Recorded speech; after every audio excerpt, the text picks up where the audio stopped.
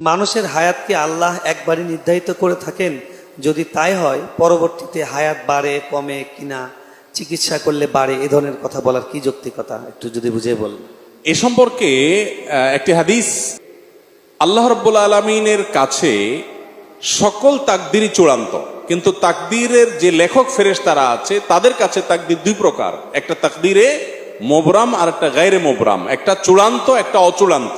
ধরুন একটা মানুষ তিনি অসুস্থ হয়েছেন বা অ্যাক্সিডেন্ট করেছেন, এখন সে যদি টাইমলি হাসপাতালে যায় ট্রিটমেন্ট করে তাহলে সে এই পরিমাণ হায়াত পাবে, এটা হলো ঝুলন্ত মুআল্লাক বলতে পারেন।